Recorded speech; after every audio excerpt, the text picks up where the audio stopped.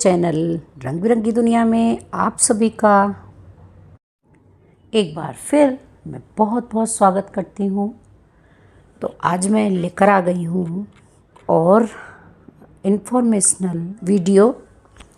जीवित पुत्रिका व्रत यानी जितिया व्रत हिंदुओं में खास व्रत माना जाता है। इस व्रत को महिलाएं अपनी संतान की दीर्घायु के लिए करती हैं। यह व्रत बहुत ही कठिन व्रतों में से एक माना जाता है। महिलाएं बिना अन्न जल ग्रहण किए इस व्रत को करती हैं और अपनी संतान के बेहतर स्वास्थ्य और सफलता की कामना करती हैं।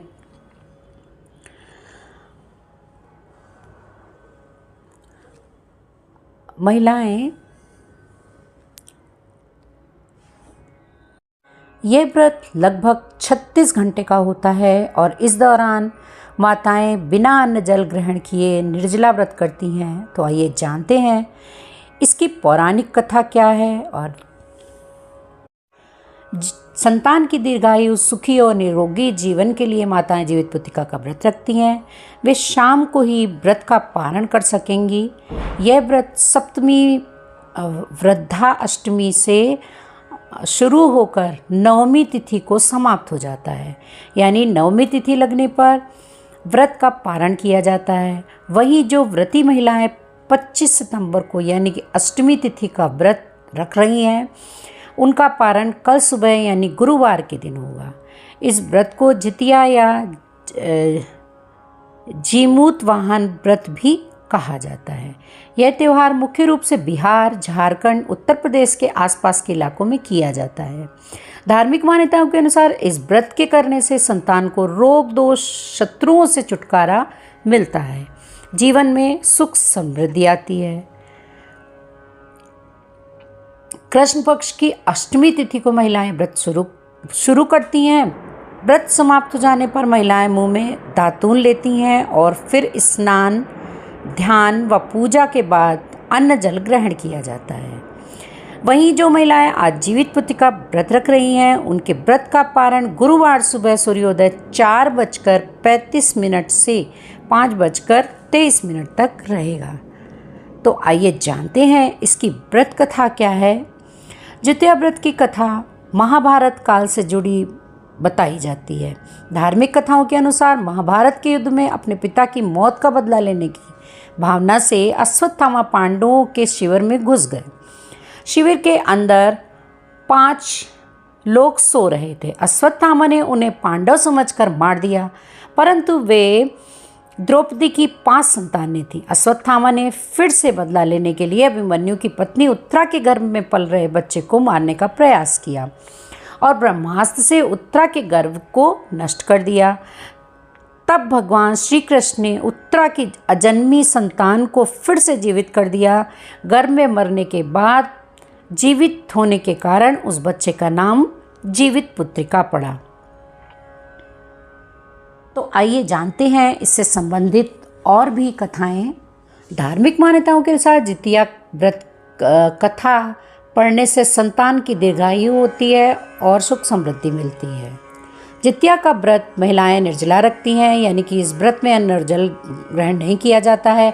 छठ व्रत की तरह ही यह व्रत भी 3 दिन तक माना जाता है, लेकिन इस पर्व के सबसे मुख्य दिन होता है आश्विन कृष्ण पक्ष की अष्टमी तिथि, जिस दिन जितिया का निर्जला व्रत रखा जाता है। इसी दिन शाम के समय जीमूत वाहन की पूजा के समय उनकी कथा सुनी जाती है। तो आइए जानते हैं इनकी कथा क्या है। जितिया व्रत की कथा गंधर्व के राजकुमार जीमूत वाहन से जुड़ी है। वृद्धावस्था में जीमूत वाहन जी के पिता अपना सारा राजपाट सौंपकर वानप्रस्थ चले गए थे, लेकिन जीमूत की राजा बनने में कोई दिलचस्पी नहीं थी। ऐसे में वह अपने साम्राज्य को अपने भाइयों को देकर अपने पिता की सेवा के लिए जंगल चले गए। जंगल में मलयवती नाम की एक राजकन्या से उसका विवाह हो गया। एक दिन जंगल में जीमूत वाहन को एक बूढ़ी महिला रोती नजर आती है। जीमूत वाहन उस महिला से उसके रोने का कारण पूछते थे। तब वो बताती थी कि मैं नागवंश की स्त्री हूँ और मेरा एक ही बेटा है जिसके बिना अपने जीवन की कल्पना भी मैं नहीं कर सकती। और नागों ने पक्षियों के राजा गरुड़ को रोजाना खाने के लिए नाग सौंपने की प्रतिज्ञा की है। रोजाना दिए जाने वाले बलि के क्रम में आज मेरे बेटे शंखचूड़ की बारी है। तब जिमूतवाहन ने महिला से कहा कि आप घबराइए मत, मैं आपके बेटे की अवश्य रक्षा करूंगा। उसी जगह पर मैं खुद की बलि देने जाऊंगा। इसके बाद जिमूतवाहन ने शंखचूड़ से लाल कपड़ा लिया और बलि लेने के लिए शिला पर लेट गए। इसके बाद जब गरुड़ आए तो वो लाल ढके हुए कपड़े में जिमूतवाहन को कर पहाड़ की ऊंचाई पर ले गया। अपनी चोंच में दबे जीव को रोता हुआ देखकर गरुड़ हैरान रह गए। तब गरुड़ ने जिमूतवाहन से पूछा कि आप कौन हैं?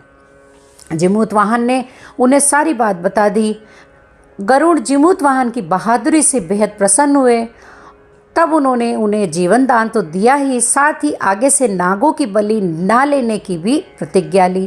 कहते हैं कि इसी के बाद से बेटे की रक्षा के लिए जिमूतवाहन की पूजा करने की परंपरा शुरू हुई। दूसरी कहानी इस प्रकार है, चील और सियार की कथा। एक समय की बात है, एक चील और एक सियारन नर्मदा नदी के पास एक जंगल में रहा करते थे। दोनों ने वहाँ कुछ महिलाओं को व्रत पूजा करते देखा और खुद भी ये व्रत रखने का संकल्प लिया।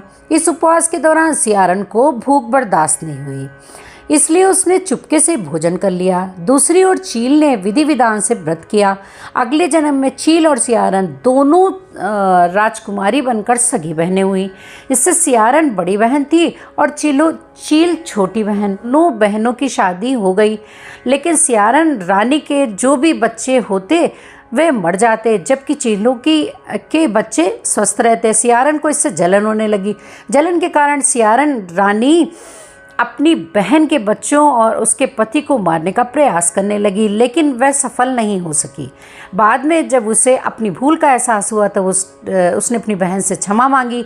बहन के बताने पर उसने फिर से जितिया का विधि विधान से व्रत किया और उसके पुत्रों की लंबी आयु प्राप्त हुई। तीसरी कथा महाभारत में श्री कृष्ण भगवान से जुड़ी हुई है, जो कि अश्वत्थामा पांडवों से बदला लेने के लिए जो उन्होंने उपाय किया था, ये कथा मैंने सबसे पहले सुनाई है।